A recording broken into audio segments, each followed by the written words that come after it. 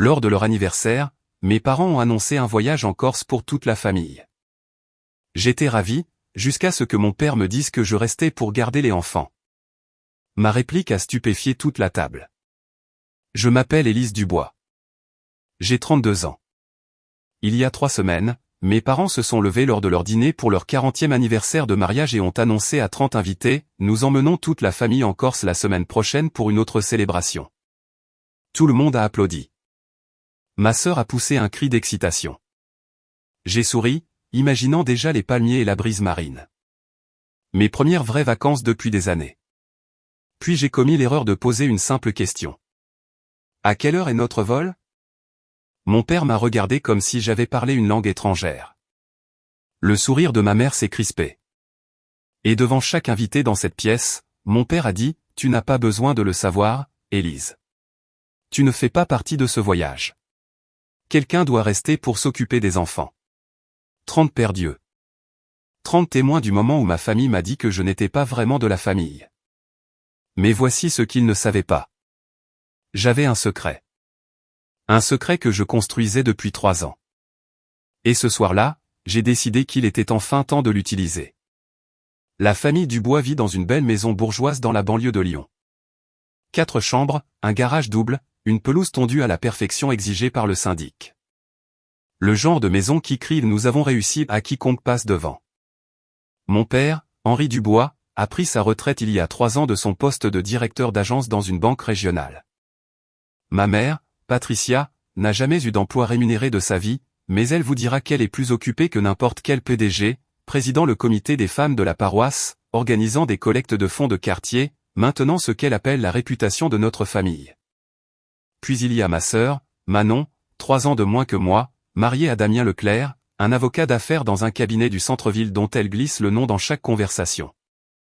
Ils ont 2 enfants, Olivier, 5 ans, et Sophie, 3 ans, et un tout nouvel Audi Q5 qui a toujours la meilleure place dans l'allée de nos parents. Ma Renault Clio, celle que je conduis depuis 10 ans, est garée dans la rue. Élise, déplace ta voiture, disait ma mère chaque fois que je venais. Damien arrive avec l'Audi, et les invités remarquent d'abord ce qui est dans l'allée. Je n'ai jamais remis cela en question. Je déplaçais simplement ma voiture. C'est le problème quand on est l'invisible de la famille. On finit par ne plus remarquer toutes les petites façons dont ils ont déjà décidé que vous ne comptez pas.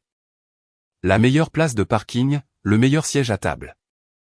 La façon dont votre mère présente votre sœur aux invités par le titre professionnel de son mari. Tandis que vous êtes juste l'Élise, elle donne un coup de main. Je travaille comme comptable à temps partiel. Principalement pour des clients à distance. Horaire flexible, revenu modeste. Rien d'impressionnant selon les standards de la famille Dubois, mais je ne leur ai jamais parlé de l'autre chose que je fais. La chose que j'ai commencée il y a 3 ans après que ma vie se soit effondrée d'une autre manière. Je ne leur ai jamais dit que j'avais appris à voir. Laissez-moi vous dépeindre à quoi ressemble donner un coup de main dans la famille Dubois. Noël. J'arrive à 6 heures du matin pour commencer la dinde. Je mets la table avec la porcelaine de Limoges de ma mère. Le service que je n'ai pas le droit d'utiliser, seulement de laver. Je dispose les fleurs, polis l'argenterie, coordonne la cuisson de 7 plats d'accompagnement. Manon arrive à midi dans un pull en cachemire, embrasse tout le monde et s'assoit pour être servie. Les fêtes d'anniversaire de ma nièce et de mon neveu. Je suis la coordinatrice des animations, l'équipe de nettoyage et la babysitter de secours, tout en un. L'année dernière, j'ai passé 8 heures à organiser la fête sur le thème des dinosaures d'Olivier pendant que Manon se faisait faire une manucure parce qu'elle avait besoin d'une pause. La seule fois où j'ai demandé si, peut-être, juste peut-être, je pouvais sauter un événement familial parce que j'avais une échéance pour un client, la voix de ma mère est devenue glaciale. La famille passe avant tout, Élise. Nous faisons tous des sacrifices. Sauf que je suis la seule à en faire, semble-t-il. Le point de rupture vient par petits moments.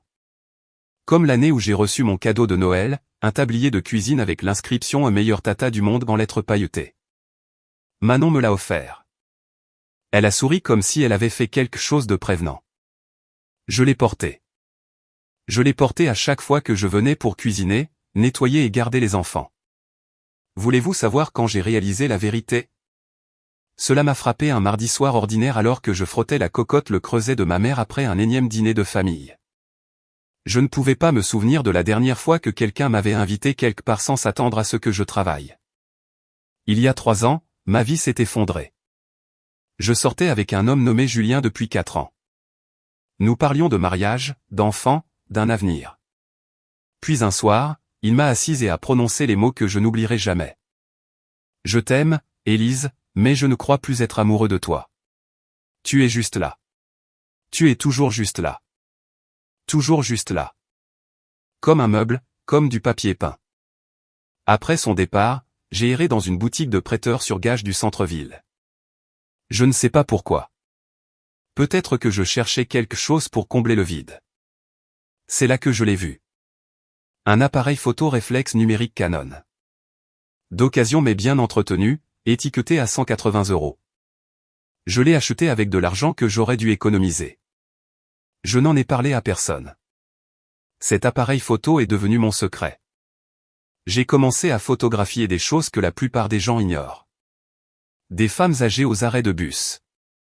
Les visages fatigués des agents d'entretien de nuit. Les mains calleuses d'un vendeur de rue. Des gens que la société regarde sans voir. De la même manière que ma famille me regarde sans me voir. J'ai appelé la série Femmes Invisibles. J'ai créé un compte Instagram anonyme. Pas de visage, pas de vrai nom, juste les photos. En 3 ans, j'ai rassemblé 12 000 abonnés. Des gens qui voyaient ce que je voyais, des gens qui comprenaient. Je gardais l'appareil photo enveloppé dans une vieille écharpe en cachemire au fond de mon placard. C'était la seule chose que j'avais jamais gardée pour moi. 3 semaines avant la fête d'anniversaire de mes parents, j'ai reçu un email que j'ai failli supprimer comme un spam. Il provenait d'une galerie à Nice, la galerie Horizon Marin, me demandant si je serais intéressé à discuter de mon travail. J'ai fixé cet email pendant 20 minutes avant de réaliser que mes mains tremblaient. Mais je n'ai pas répondu. Pas encore, parce que les bonnes choses n'arrivaient pas aux gens comme moi. Il y a une personne dans ma famille qui me voit vraiment. Elle s'appelle Hélène, et c'est la sœur cadette de ma mère. Tante Hélène est ce que ma mère appelle la déception de la famille. Elle ne s'est jamais mariée. Elle a suivi sa passion pour la céramique au lieu de trouver un vrai travail. Il y a 20 ans, elle a déménagé à Saint-Paul-de-Vence pour ouvrir un petit café avec un atelier de poterie à l'arrière. Ma mère ne lui a jamais pardonné. Hélène a gâché son potentiel, aime dire ma mère. Elle aurait pu avoir une belle vie, mais elle a choisi de jouer avec de l'argile. J'appelle tante Hélène tous les dimanches soirs depuis 7 ans. Ma mère ne le sait pas. C'est tante Hélène qui a vu mes photographies la première. Je lui en avais envoyé une, juste une, pour sonder le terrain, et sa réponse m'a fait pleurer. Élise, c'est extraordinaire. Tu as un don. Personne n'avait jamais qualifié quoi que ce soit que je faisais d'extraordinaire. C'est elle qui m'a encouragé à continuer à photographier, à continuer à poster. Et c'est elle qui, 3 semaines avant l'anniversaire de mes parents, a dit quelque chose qui a tout changé. Élise, j'espère que ça ne te dérange pas, mais j'ai envoyé le lien de ton Instagram à quelqu'un, un galeriste que je connais à Nice. Il s'appelle Marc Fournier. Il cherche des artistes émergents. J'ai failli laisser tomber le téléphone. Tante Hélène, c'est la galerie qui m'a envoyé un email. Je sais, ma chérie. Il m'a dit qu'il voulait te parler d'une exposition personnelle. Silence, mon cœur battait la chamade. Mais c'est réel. C'est une vraie opportunité de carrière. Oui, ça l'est. Sa voix était douce mais ferme. Et tu le mérites. Tu n'as besoin de la permission de personne pour poursuivre ce que tu aimes. J'ai appris cette leçon tard. Tu n'as pas à le faire. Ce soir-là, j'ai répondu à l'email de Marc Fournier. Maintenant, laissez-moi vous emmener à la nuit qui a tout changé. Le 40e anniversaire de mariage de mes parents. Un jalon digne d'une fête, selon ma mère, ce qui signifiait 30 invités, un menu traiteur auquel j'assisterai pour économiser de l'argent, et une soirée pour célébrer les 4 décennies de mariage parfait des Dubois. La préparation a commencé une semaine avant. J'ai pris 3 jours de congé de mes clients comptables pour aider à l'installation. J'ai commandé des fleurs, des roses blanches et des pivoines selon les spécifications de ma mère. J'ai écrit à la main 60 cartons de table dans la calligraphie qu'elle exigeait. J'ai coordonné avec le traiteur, repassé les nappes, poli les verres en cristal de baccarat qui avaient été un cadeau de mariage 40 ans plus tôt. Le jour de la fête, je suis arrivé à 7 heures du matin. Je portais un jean et un t-shirt parce qu'il ne servait à rien de bien m'habiller alors que je serais dans la cuisine pour les 10 prochaines heures. À 18 heures, la maison était parfaite. Des bougies brillaient sur chaque surface. La table à manger s'étendait dans le salon, dressée pour 30 personnes avec la plus belle porcelaine de ma mère. Je m'étais changé pour une simple robe noire. Rien d'extravagant, rien qui n'attirait l'attention. Élise. La voix de ma mère m'a surprise dans le couloir.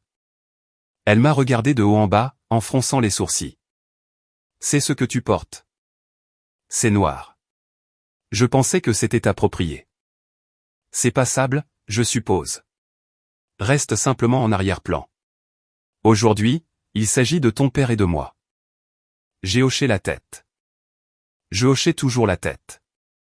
Les invités ont commencé à arriver à 19 heures. Les hommes en veste de sport, les femmes en robe de cocktail, d'anciens collègues, des amis de la paroisse, des voisins dont les pelouses étaient aussi impeccables que la nôtre. 30 personnes qui pensaient connaître la famille Dubois.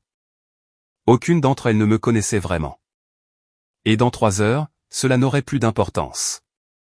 Manon est arrivée à 19h15, parfaitement à l'heure pour un impact maximal. Elle est entrée en trompe dans une robe portefeuille rouge, une robe de créateur, annonçait-elle à qui voulait l'entendre, avec Damien derrière elle dans un costume anthracite et leurs 2 enfants habillés comme des mannequins de catalogue. Ma mère s'est précipitée pour l'embrasser, s'exclamant sur sa beauté, sur l'élégance de Damien, sur la préciosité des petits-enfants. Je regardais depuis l'embrasure de la cuisine, tenant un plateau de bruschetta. Tout le monde, vous vous souvenez de ma fille Manon et de son mari Damien, a annoncé ma mère à la pièce. Damien est associé chez Leclerc et Associés. Ils l'ont nommé associé l'année dernière. Nous sommes si fiers. Applaudissements, sourires, félicitations. Ma mère n'a jamais mentionné que c'était moi qui avais fait la déclaration d'impôt de Damien pendant 3 ans, gratuitement, bien sûr. J'ai circulé avec les amuse-gueules, rempli les verres de vin, répondu aux questions des invités qui ne me reconnaissaient pas. Vous êtes avec le service traiteur, m'a demandé une femme en tendant la main vers un canapé au crabe. Avant que je puisse répondre, ma mère est apparue. Oh, c'est Élise, mon autre fille. Elle donne un coup de main ce soir. La femme a souri poliment et s'est détournée. Ma mère n'a pas remarqué. Elle ne remarquait jamais. À un moment donné, Damien s'est approché de moi avec Sophie se tortillant dans ses bras et Olivier tirant sur sa veste. Et, tu peux les prendre ? Manon et moi devons socialiser. Pas ça te dérangerait ? Pas merci, juste tu peux les prendre ? Comme si on me passait des bagages. Je les ai pris. Je leur ai donné à dîner dans la cuisine. J'ai essuyé le visage de Sophie quand elle a renversé du jus sur sa robe. J'ai raconté 3 histoires à Olivier pour l'empêcher de courir dans le salon et de perturber la fête. Quand je suis finalement réapparu, le dessert était servi. Je n'avais rien mangé de la journée. Personne n'avait pensé à me garder une assiette. L'annonce est venue à 21 heures, juste après que le tiramisu de ma mère ait été servi. Mon père s'est levé, tapotant son verre de champagne avec une fourchette. La pièce est devenue silencieuse. 30 visages se sont tournés vers lui avec des sourires expectatifs. Patricia et moi voulons vous remercier tous d'être ici ce soir, a-t-il commencé, sa voix chaude d'un charme répété. 40 ans de mariage, 4 décennies à construire cette famille, cette vie, ce foyer. Ma mère rayonnait à ses côtés. Manon a pris la main de Damien. Je me tenais près de l'embrasure de la cuisine, tenant toujours une assiette à dessert sale. Et pour célébrer cette étape importante, a poursuivi mon père, nous avons une annonce surprise. Il a fait une pause pour les faits. Les yeux de ma mère pétillaient. La semaine prochaine, nous emmenons toute la famille en Corse.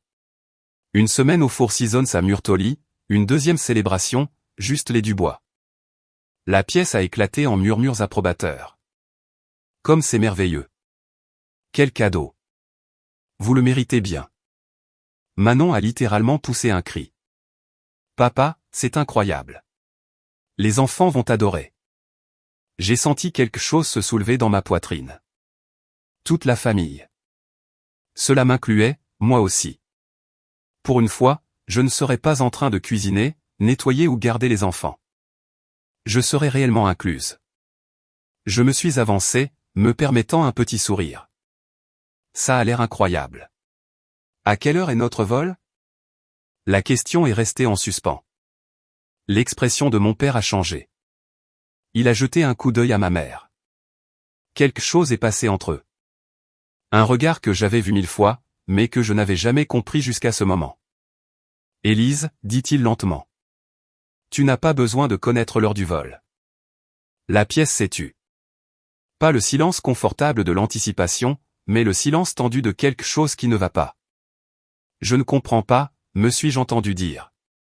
Mon père s'est raclé la gorge. Parce que tu ne viens pas. 30 perdieux.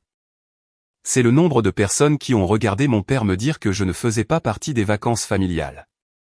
Quelqu'un doit rester, a ajouté ma mère, comme si c'était la chose la plus logique au monde. Manon et Damien ont besoin de vraies vacances. Cela signifie que tu garderas les enfants. Mais ai-je commencé?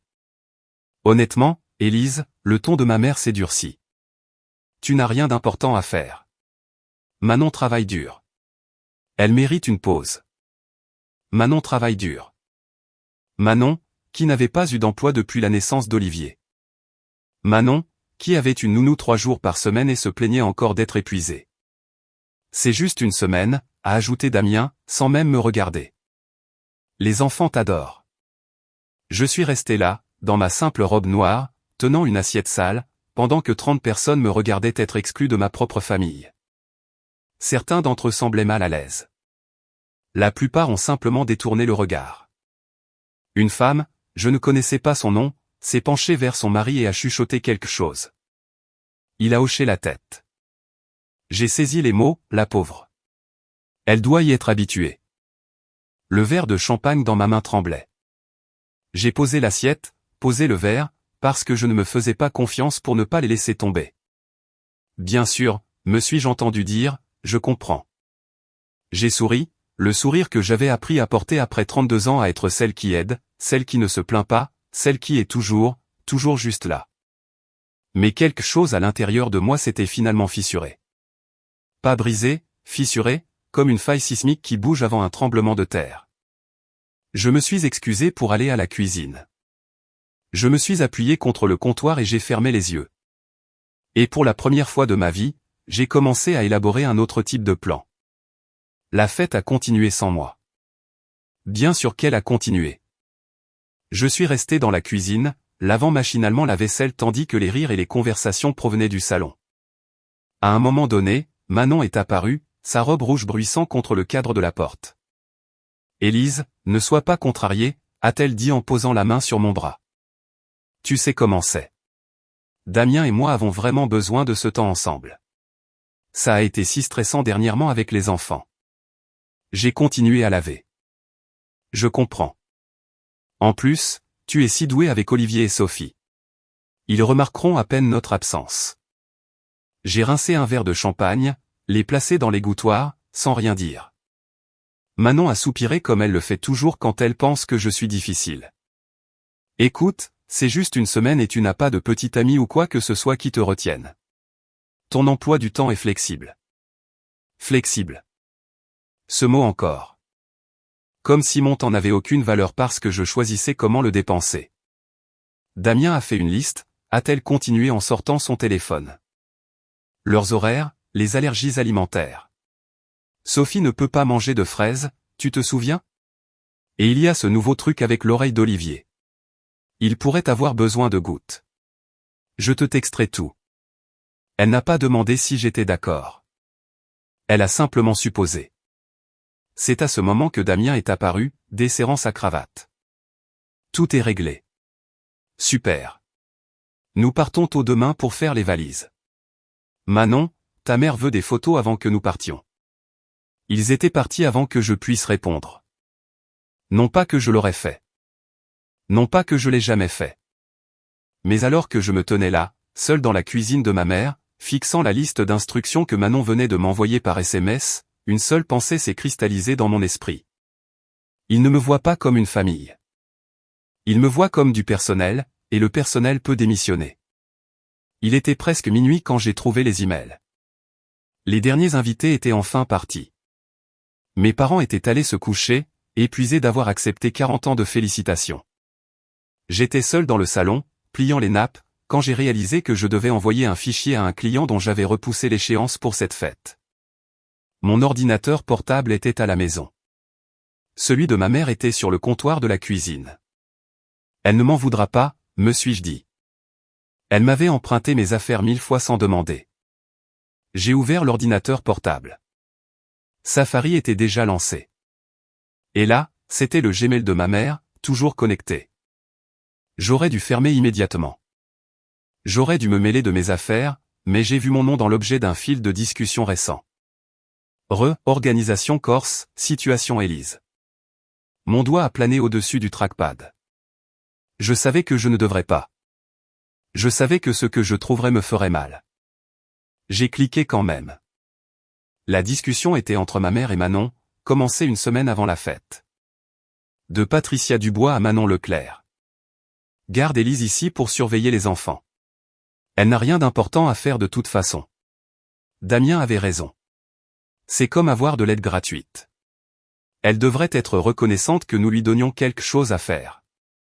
Et la réponse de Manon, totalement d'accord, maman. Elle se sentira probablement utile pour une fois. C'est un peu triste, honnêtement, mais au moins ça nous arrange. J'ai lu ces mots 3 fois pour être sûr de les comprendre. Aide gratuite. Elle devrait être reconnaissante. Un peu triste. J'ai fait des captures d'écran. Je me les suis envoyées par email. J'ai supprimé mon email du dossier des messages envoyés et j'ai effacé l'historique du navigateur. Puis je me suis assise dans la cuisine sombre de ma mère, dans la maison où j'avais grandi, et je me suis enfin autorisé à comprendre exactement ce que j'étais pour eux. Je suis rentré chez moi à 1h du matin, à travers les rues vides. Mon appartement était petit, un 2 pièces dans un immeuble qui n'avait pas été rénové depuis les années 90. Moquette beige, mur blanc, des meubles que j'avais achetés d'occasion. Ma mère l'avait qualifié de déprimant la seule fois où elle était venue, mais c'était le mien, le seul espace où je pouvais respirer. Je suis resté assise dans le noir pendant un long moment, fixant mon téléphone.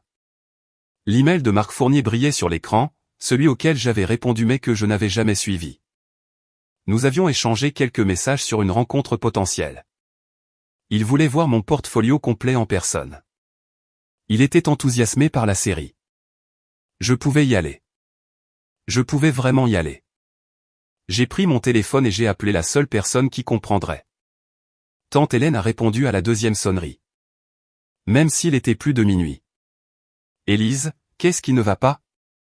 Je lui ai tout raconté. L'annonce, l'humiliation, les emails. Ma voix s'est brisée une seule fois quand j'ai lu à voix haute les mots aide gratuite.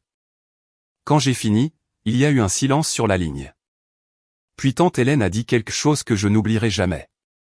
Élise, j'ai une chambre d'amis au-dessus du café. J'ai besoin d'aide pour le service du matin de toute façon. Et cette galerie? C'est à 20 minutes de chez moi. Tante Hélène, je ne peux pas simplement. Si, tu peux. Tu peux partir. Tu peux te choisir pour une fois. La seule personne qui t'en empêche, c'est toi. J'ai raccroché à 2h du matin. À 6h, j'avais commencé à faire mes valises. 3 valises, mon matériel photo, mon ordinateur portable, l'écharpe en cachemire qui avait enveloppé mon Canon. Pendant 3 ans, j'avais laissé derrière moi le tablier de meilleur tata du monde. Pour la première fois en 32 ans, je me choisissais. Si vous êtes arrivé jusqu'ici, je veux vous demander quelque chose. Avez-vous déjà eu à choisir entre votre famille et vous-même? Vous êtes-vous déjà trouvé à un carrefour où rester signifiait perdre qui vous étiez? Dites-moi dans les commentaires ce que vous feriez. Resteriez-vous pour endurer, ou partiriez-vous? Et si cette histoire vous touche, veuillez cliquer sur le bouton j'aime. Maintenant, laissez-moi vous raconter ce qui s'est passé quand je leur ai dit que je partais. 2 jours avant le voyage de ma famille en Corse, je suis allé chez mes parents une dernière fois. Ma mère était dans le salon, coordonnant les tenues pour les vacances. Manon était assise sur le canapé, faisant défiler les avis sur les hôtels. Damien était quelque part à l'étage, probablement en appel professionnel. Mon père lisait le journal dans son fauteuil, comme il le faisait toujours, présent de corps, absent d'esprit. Je dois vous dire quelque chose, ai-je dit depuis l'embrasure de la porte. Ma mère a à peine levé les yeux. Si c'est à propos de l'emploi du temps des enfants, Manon te l'a déjà envoyé. Ce n'est pas à propos de ça. J'ai stabilisé ma voix. Je ne vais pas garder les enfants. Je ne serai pas disponible. Cela a attiré leur attention. La tête de Manon s'est relevée d'un coup. Les mains de ma mère se sont figées sur une pile de robes d'été. Comment ça, pas disponible, a demandé ma mère. J'ai une opportunité de travail sur la Côte d'Azur. Je pars demain. La Côte d'Azur? Mon père a baissé son journal. Quel genre d'opportunité de travail? C'est professionnel. Quelque chose sur lequel je travaille depuis longtemps. Je ne leur devais pas les détails. Je ne leur devais rien. Le visage de Manon s'est tordu. Élise, tu ne peux pas être sérieuse. Je compte sur toi. Nous avons tout organisé en fonction de ça. Vous avez tout organisé en fonction de moi sans me le demander, ai-je dit calmement. Je n'annule pas ma vie parce que vous avez supposé que je n'en avais pas. Le silence était assourdissant. Puis ma mère s'est levée, sa voix froide comme un jour de janvier. C'est incroyablement égoïste, Élise. Manon a besoin de ton aide. La famille passe avant tout. La famille passe avant tout, ai-je répété. Sauf quand il s'agit de m'inviter en Corse. Sa bouche s'est ouverte, puis s'est refermée. Pour une fois, Patricia Dubois n'avait rien à dire. Mon père s'est raclé la gorge. Si tu pars, ne t'attends pas à ce que nous t'accueillions à bras ouverts. Je comprends, ai-je dit. Et pour la première fois, je le pensais vraiment. Les 24 heures suivantes ont été un cours magistral de manipulation émotionnelle. Ma mère a appelé 6 fois. Chaque message vocal était plus dramatique que le précédent. Tu déchires cette famille, Élise. J'espère que tu pourras vivre avec ça. Ton père est dévasté. Il a à peine dîné. Manon a pleuré toute la soirée.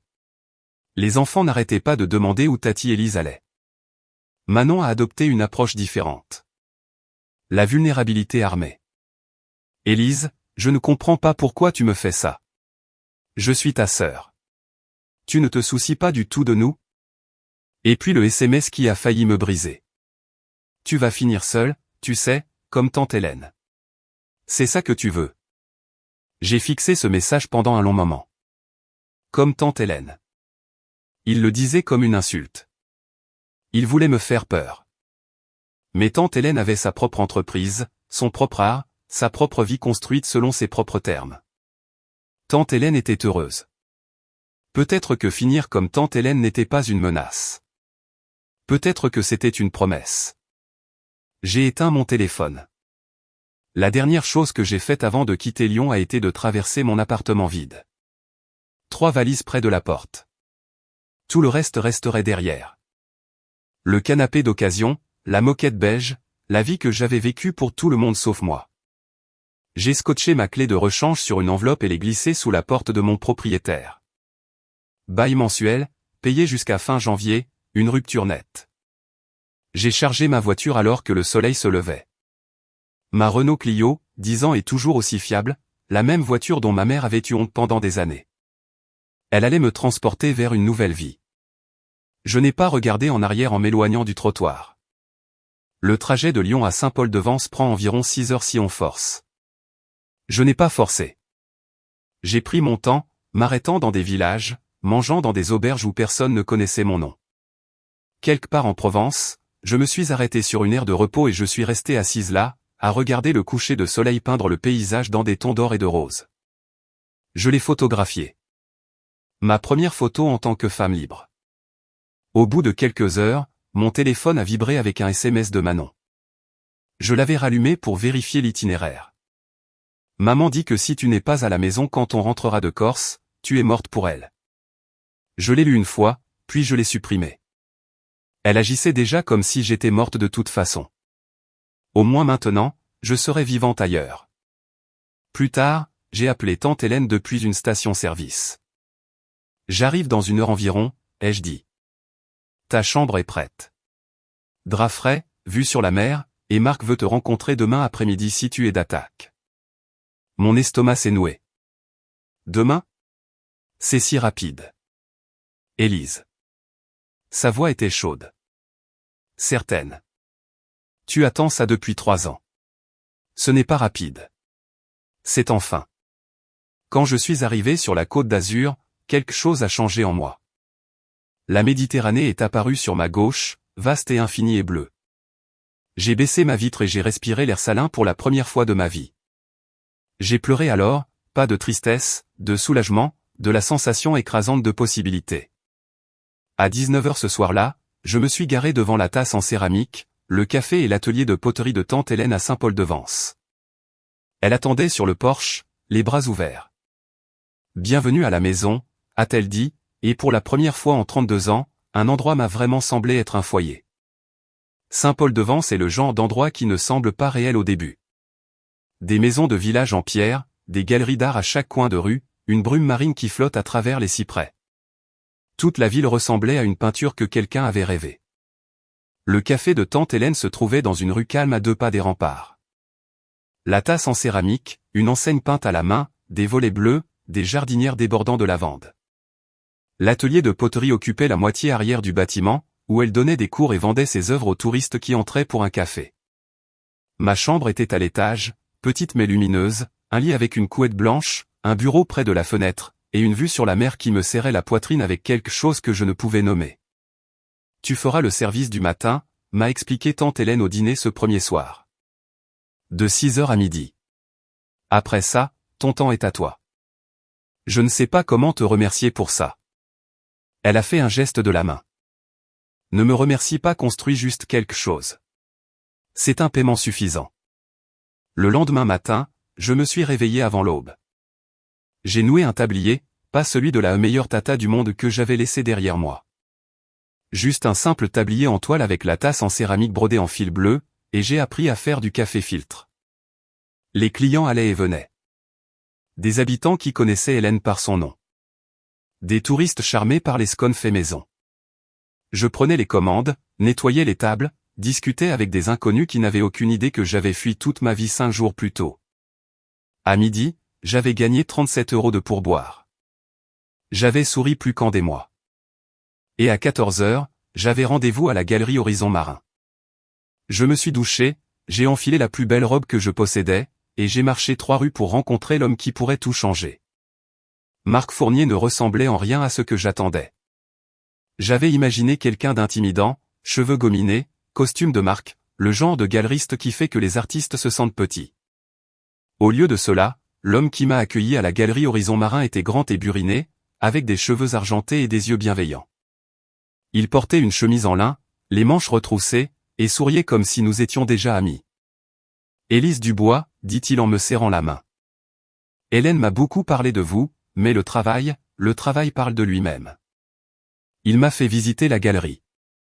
Murs blancs, lumière naturelle, des photographies et des peintures exposées avec une précision minutieuse. C'était un endroit sérieux, un endroit où l'art comptait. J'ai regardé votre Instagram en détail, a poursuivi Marc. La série Femmes invisibles est extraordinaire.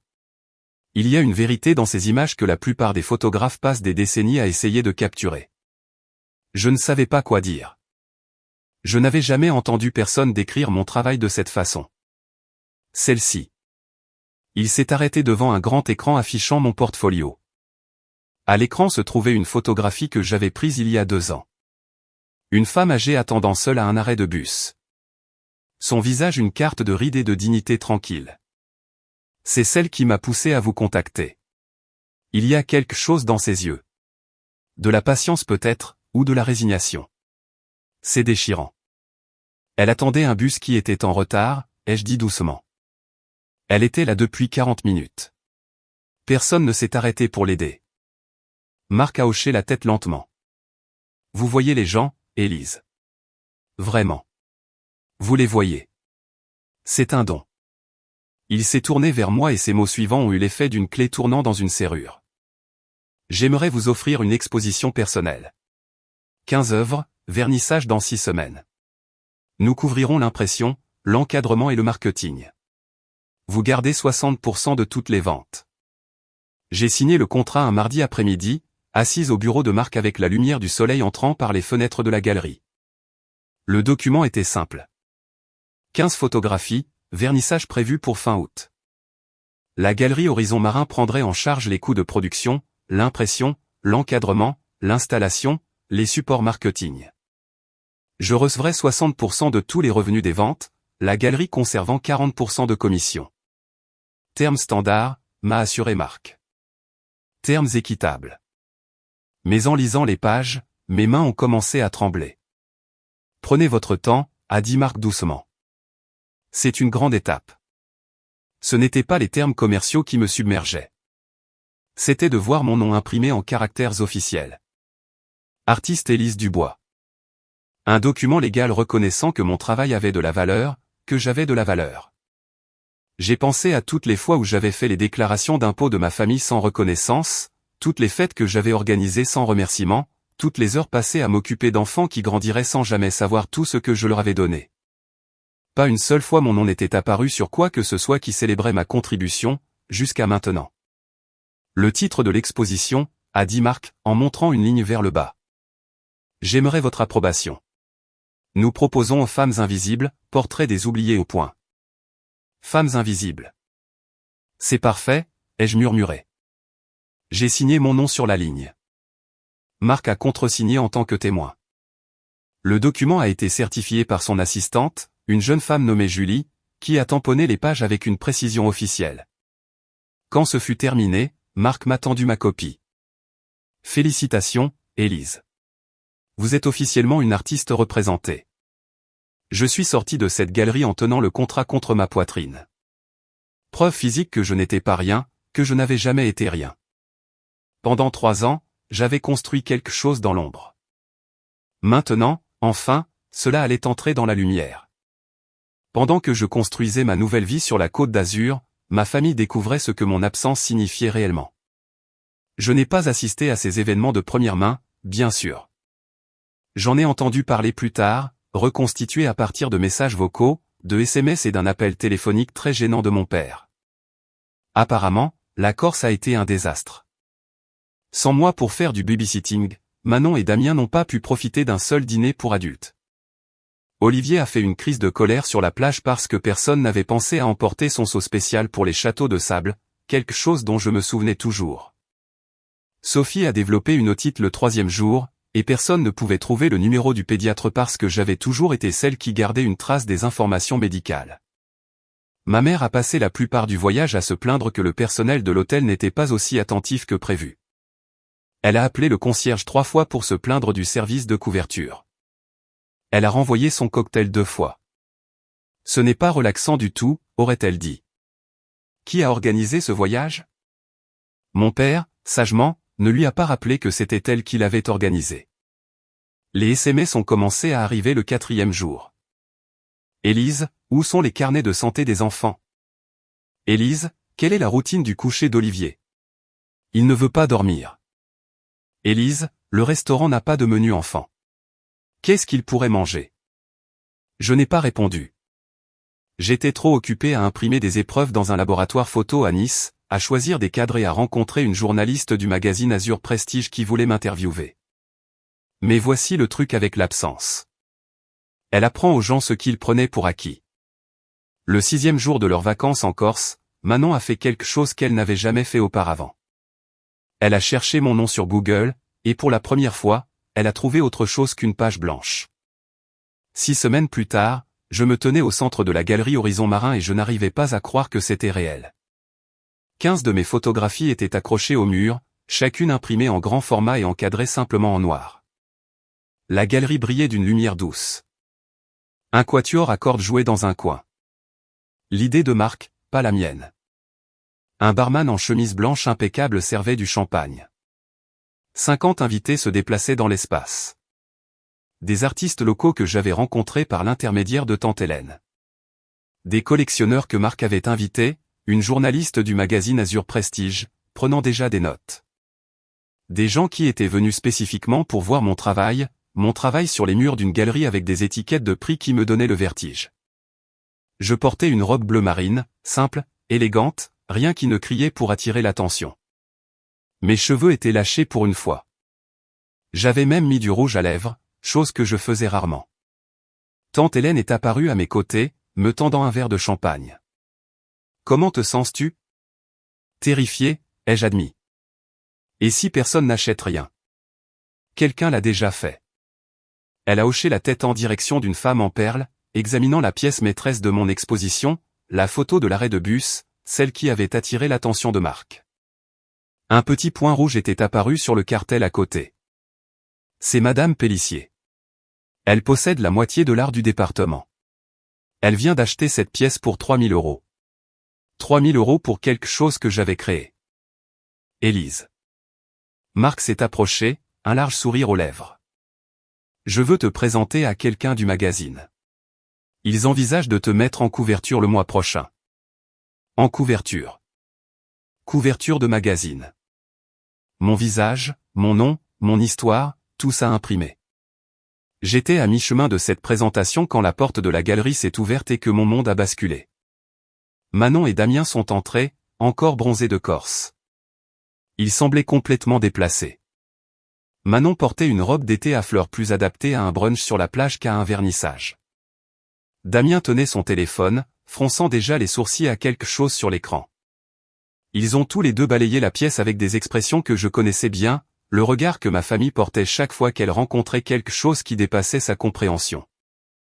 Puis Manon m'a vu. Élise. Elle s'est précipitée vers moi, les bras tendus, comme si nous nous retrouvions après une longue séparation qu'elle avait redoutée. Oh mon Dieu, nous étions si inquiets pour toi. 50 invités se sont tournés pour regarder. Le quatuor à cordes a hésité une demi-seconde avant de continuer. Manon, j'ai gardé ma voix calme. C'est inattendu. Nous devions venir. Ses yeux étaient grands. Sincères. Nous sommes arrivés hier. Maman a trouvé ton Instagram. Elle a appelé tout le monde pour essayer de te retrouver. Damien est apparu derrière elle, me saluant de la tête comme si nous étions des associés. Élise, bel endroit. C'est une galerie, ai-je dit. Mon vernissage, en fait. Manon a cligné des yeux, découvrant pour la première fois les photographies sur les murs. Découvrant les invités, le champagne, les étiquettes de prix. Tu as fait tout ça ? Sa voix était sincèrement confuse. Depuis quand tu fais ça ? Depuis 3 ans. Tu ne m'as jamais demandé ce que je faisais de mon temps libre. Tante Hélène s'est matérialisée à mon coude, un mur de soutien silencieux. De l'autre côté de la pièce, Marc observait attentivement, prêt à intervenir si nécessaire. Manon s'est penchée plus près, baissant la voix. Élise, j'ai une nouvelle. Je suis de nouveau enceinte. Le numéro 3. Et j'ai vraiment besoin que tu rentres à la maison. Le travail de Damien est fou en ce moment. Maman n'aide pas avec les enfants. J'ai besoin de toi. C'était ça. Pas des excuses, pas des félicitations pour l'exposition. Juste un besoin. Toujours. Toujours leur besoin. Les mots flottaient dans l'air entre nous. J'ai besoin de toi. Combien de fois avais-je entendu cette phrase ? Combien de fois avais-je tout laissé tomber, réarrangé ma vie, me suis-je faite assez petite pour tenir dans l'espace qu'ils avaient creusé pour moi ? Manon, dis-je doucement, je suis en plein milieu de mon vernissage. Je sais, et c'est charmant. Vraiment. Elle a agité la main vers l'œuvre de ma vie comme si c'était un passe-temps mignon. Mais nous pourrons en parler plus tard. Pour l'instant, j'ai besoin de savoir quand tu reviens. Elle ne revient pas. La voix de tante Hélène a tranché comme une lame. Elle vit ici maintenant. Damien s'est avancé, l'irritation vacillant sur son visage. Avec tout le respect que je vous dois, Hélène, ce sont des affaires de famille. Affaires de famille ? Tante Hélène a ri. Un rire court et sec. Vous voulez dire la famille qui l'a désinvitée de vacances et l'a qualifiée d'être gratuite dans des emails qu'elle n'était pas censée voir ? Manon est devenue blême. Autour de nous, les invités avaient cessé de faire semblant de ne pas écouter. La journaliste du magazine Azur Prestige, j'ai remarqué que son stylo bougeait rapidement sur son carnet. Ce n'est pas. Nous ne le pensions pas comme ça, a balbutié Manon. Comment le pensiez-vous, exactement ? Cela venait de Madame Pélissier, la collectionneuse qui venait d'acheter ma photographie. Elle se tenait à proximité, champagne à la main, observant la scène avec un intérêt non dissimulé. « Je suis désolé », a dit Damien sèchement. « Qui êtes-vous ? » « Quelqu'un qui vient de payer 3000 € pour l'art de cette jeune femme. » Madame Pélissier a hoché la tête en direction de ma photo de l'arrêt de bus. « Et quelqu'un qui est très curieux de savoir pourquoi sa famille semble penser qu'elle devrait abandonner sa carrière pour être une baby-sitter. » La température dans la pièce a chuté de 10 degrés. Manon m'a regardé, le désespoir dans les yeux. « Élise, s'il te plaît, parlons en privé. Laissez-moi faire une pause ici une seconde. Si votre famille se présentait à la soirée la plus importante de votre vie, non pas pour célébrer, mais pour vous ramener à une vie où vous n'existiez pas, que diriez-vous ? Dites-le moi dans les commentaires. Je veux vraiment savoir. Et si vous voulez entendre la suite, assurez-vous d'être abonné pour ne rien manquer. Maintenant, laissez-moi vous dire ce que j'ai dit. Je ne me suis pas retiré dans un coin. Pendant 32 ans, je m'étais faite petite. J'avais chuchoté, accommodé, disparu. Pas ce soir. Je me suis avancé au centre de ma propre exposition et j'ai parlé assez clairement pour que tout le monde entende. Manon, je comprends que tu es enceinte. Félicitations, sincèrement, mais je ne reviendrai pas à Lyon pour être ta garde d'enfant. Élise. Je n'ai pas fini. Ma voix n'a pas vacillé. Tu peux engager une nounou. Tu peux en engager 2. Damien gagne assez bien chez Leclerc et Associés, et tu n'as jamais eu de mal à dépenser de l'argent avant. Ce que tu ne peux pas faire, c'est m'engager, parce que je n'ai jamais été payé. La bouche de Manon s'est ouverte, puis s'est refermée. Autour de nous, je pouvais sentir les invités de la galerie se pencher. Ce n'est pas un passe-temps, ai-je poursuivi en désignant les murs. C'est mon travail. Je construis ça depuis 3 ans pendant que tout le monde dans notre famille supposait que je n'avais rien d'important à faire. Et juste pour que ce soit clair, j'ai montré la photographie que Madame Pélissier avait achetée. Cette pièce vient de se vendre 3000 €. Ce soir, j'ai vendu 4 pièces pour un total de 8000 €. Mon travail a de la valeur. J'ai de la valeur, et je ne vais pas jeter ça pour redevenir de l'aide gratuite. Silence. Silence absolu. Damien a toussé, mal à l'aise. Les yeux de Manon se remplissaient de larmes. De vraies larmes cette fois, pensais-je, pas le genre théâtral. Puis Marc a commencé à applaudir. Tante Hélène l'a rejoint. Madame Pélissier a levé son verre de champagne dans un toast silencieux. Un par un, les autres invités ont suivi. Des applaudissements ont parcouru la galerie. Pas pour mes photographies, pour moi. Pour le moment où je me suis enfin levé et où j'ai dit « ça suffit ». Je n'ai pas souri triomphalement. Je ne me suis pas réjoui. J'ai simplement regardé ma sœur et j'ai dit « j'espère que ta grossesse se passera bien ». Sincèrement. Puis je me suis retourné et je suis parti. La porte de la galerie s'est rouverte 20 minutes plus tard. J'étais en pleine conversation avec la journaliste du magazine Azur Prestige quand je les ai vus. Mes parents, debout à l'entrée comme s'ils s'étaient matérialisés d'un cauchemar. Ma mère portait son trench Burberry, celui qu'elle gardait pour les grandes occasions. Mon père se tenait derrière elle en blazer, l'air mal à l'aise et déplacé. Ils ont balayé la pièce du regard jusqu'à ce que leurs yeux me trouvent. Patricia Dubois a traversé ma galerie comme si elle en était propriétaire. Élise. Sa voix portait le même ton qu'elle utilisait quand j'avais 8 ans et que j'avais sali ses sols propres avec de la boue. Nous devons parler. La journaliste a haussé un sourcil. Je me suis excusé et je me suis déplacé pour intercepter mes parents avant qu'ils ne puissent faire plus de scandale. Vous avez fait tout ce chemin, ai-je dit d'un ton neutre. Bien sûr que nous l'avons fait. Tu as disparu. Tu as quitté ta famille quand nous avions le plus besoin de toi. La voix de ma mère tremblait d'une indignation vertueuse. Et maintenant je te trouve ici, jouant à l'artiste pendant que ta sœur est enceinte et en difficulté. Manon est enceinte et riche, ai-je corrigé. Elle n'est pas en difficulté. Elle est incommodée. Ne sois pas cruelle, Élise. Ce n'est pas toi. Tu as raison. J'ai pris une grande inspiration. Ce n'est pas la moi que vous vouliez. La moi sur laquelle vous pouviez compter pour faire tout ce que vous demandiez. Mais cette Élise-là n'a jamais été vue, maman. Elle a juste été utilisée. Mon père s'est raclé la gorge. Élise, ta mère essaie de dire. Je sais ce qu'elle essaie de dire, papa. Je l'ai entendu toute ma vie. La famille d'abord. Fais des sacrifices.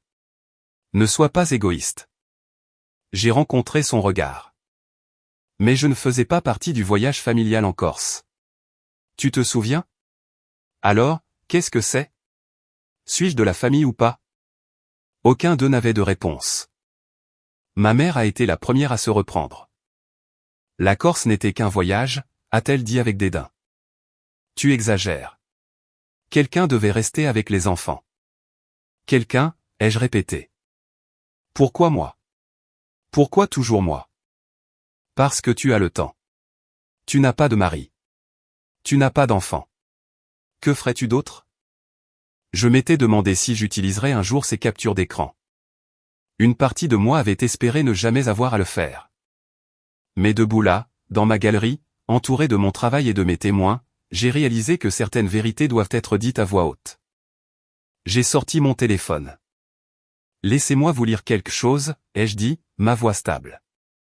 C'est un email que tu as envoyé à Manon avant la fête d'anniversaire. Le visage de ma mère est devenu blanc. Garde Élise ici pour surveiller les enfants. Elle n'a rien d'important à faire de toute façon. C'est comme avoir de l'aide gratuite.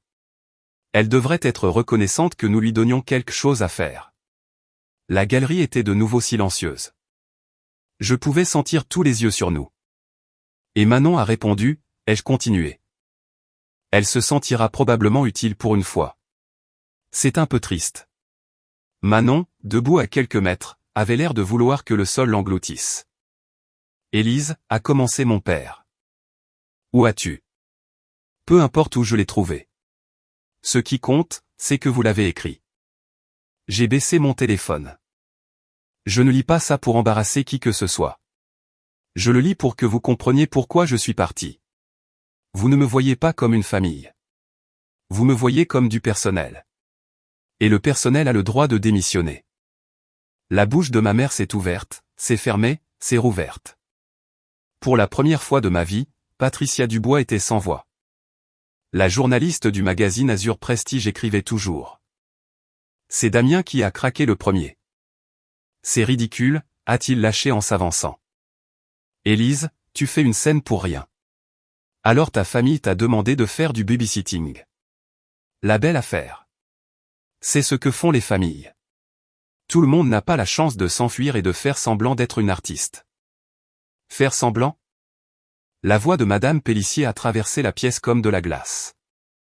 Je viens de dépenser 3000 € pour son travail. Je ne paie pas ce genre d'argent pour du semblant.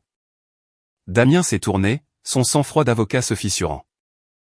Avec respect, Madame, vous ne connaissez pas cette famille. C'est entre nous. En fait, je sais exactement ce que j'ai besoin de savoir. Madame Pélissier a posé son verre de champagne. Je sais que cette jeune femme a passé des années à photographier des gens que la société ignore, et je sais que sa propre famille l'a traité exactement de la même manière. Un murmure a parcouru la galerie. Les invités regardaient ouvertement maintenant. Le genre d'attention que ma mère avait toujours désiré, mais pas comme ça. Jamais comme ça. Ma mère a tenté de sauver la situation. C'est un malentendu. Des blagues de famille sont prises hors de leur contexte. Une blague? Une autre voix. Une femme d'une 60aine d'années aux cheveux argentés et au visage bienveillant. Je lui avais vendu une photographie plus tôt dans la soirée. Dire à votre fille qu'elle n'a rien d'important à faire. L'appeler de l'aide gratuite. Qu'y a-t-il de drôle là-dedans? Plus de murmures, plus de jugement. Le capital social que ma mère avait passé des décennies à accumuler s'évaporait en temps réel. Je pense, a dit doucement tante Hélène, qu'il est peut-être temps pour vous de partir. Le visage de ma mère est devenu écarlate. Mon père lui a pris le bras. Manon pleurait maintenant. De vraies larmes d'humiliation. Damien se tenait figé, comprenant enfin que ces tactiques de prétoire ne signifiaient rien ici. Élise, a dit ma mère, la voix tremblante. Tu le regretteras. Non, ai-je dit doucement. Vraiment pas. Ma mère est partie la première. Elle a tourné les talons sans un mot de plus, entraînant mon père derrière elle. La porte de la galerie s'est refermée avec un clic doux qui a pourtant résonné plus fort qu'un claquement. Manon est restée, le mascara coulant, les bras enroulés autour d'elle comme une enfant prise en faute. Élise, sa voix s'est brisée. Je ne savais pas que tu te sentais comme ça. Je pensais que tu aimais aider. Non, tu ne le pensais pas, ai-je dit sans méchanceté. Tu n'y as pas pensé du tout. Aucun de vous. Damien a posé une main sur l'épaule de Manon. Pour une fois, il n'a rien dit. Peut-être qu'il était enfin à court d'arguments.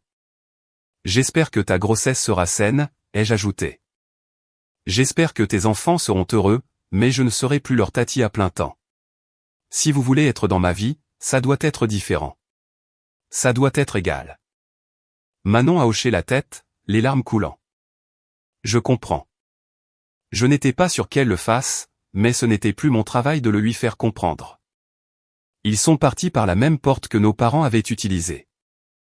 La galerie a poussé un soupir collectif. Tante Hélène est apparue à mes côtés, passant un bras autour de mes épaules. Ça va? Je crois. J'ai laissé échapper un rire tremblant. Je viens de rembarrer toute ma famille en public à mon propre vernissage. Tu l'as fait, et tu as été magnifique.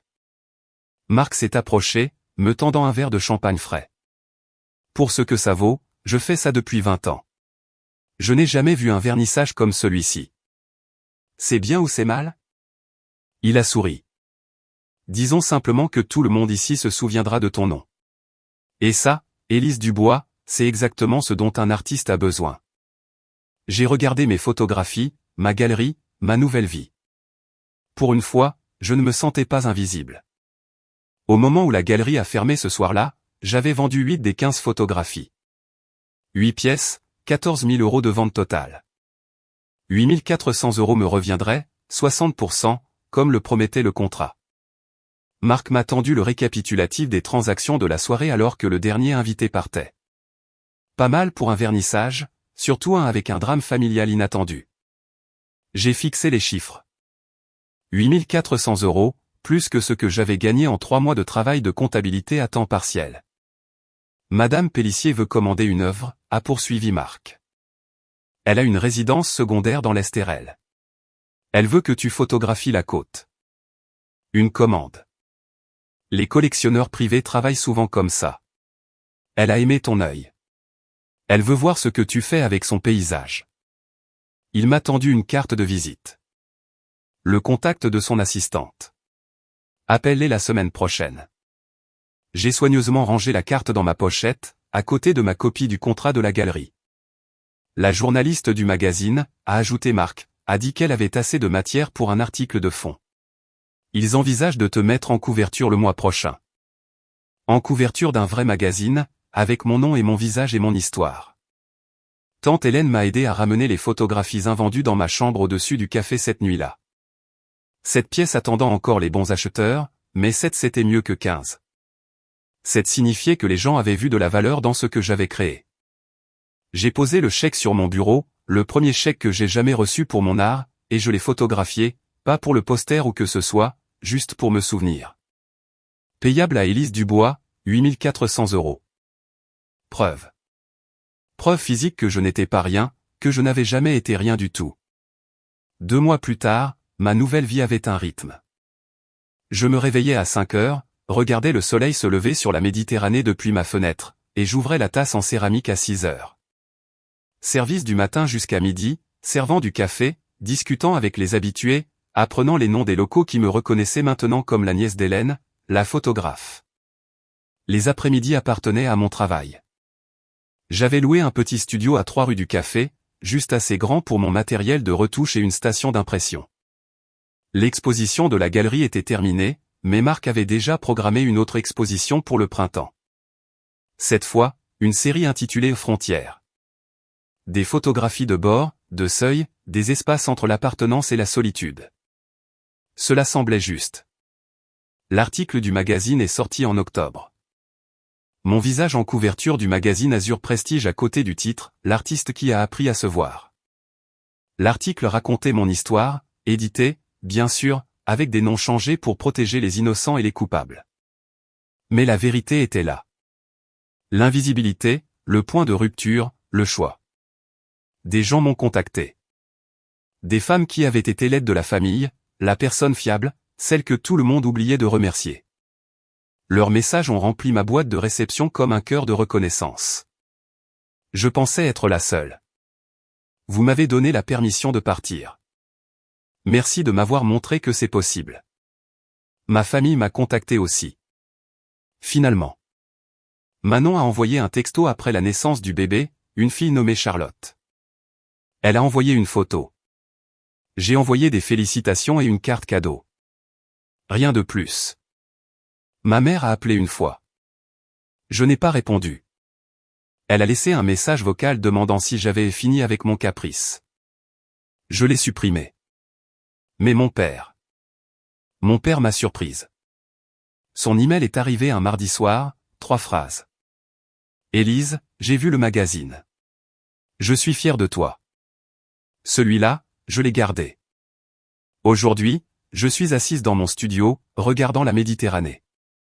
L'appareil photo Canon que j'ai acheté chez ce prêteur sur gage est toujours sur mon étagère, plus vieux maintenant, abîmé mais fonctionnant toujours. À côté se trouve un modèle plus récent, que j'ai acheté avec l'argent que j'ai gagné grâce à mon article. Les deux appareils comptent. L'un m'a rappelé de voir, l'autre prouve que les gens m'ont vu en retour. Ma deuxième exposition ouvre le mois prochain. Frontières. 15 nouvelles photographies, chacune explorant les limites de la connexion, où la famille se termine et où le soi commence, où l'obligation se transforme en exploitation, où l'amour devient tout autre chose. Je pense que c'est peut-être mon meilleur travail à ce jour. Tante Hélène passe tous les matins avec du café et des commentaires. Marc me donne des nouvelles hebdomadaires sur les collectionneurs et les opportunités. Les habitués de la tasse en céramique ont commencé à demander la table de la photographe près de la fenêtre où je retouche parfois des photos entre les clients. Je ne suis pas riche. Je ne suis pas célèbre, mais je suis vu. Et c'est suffisant.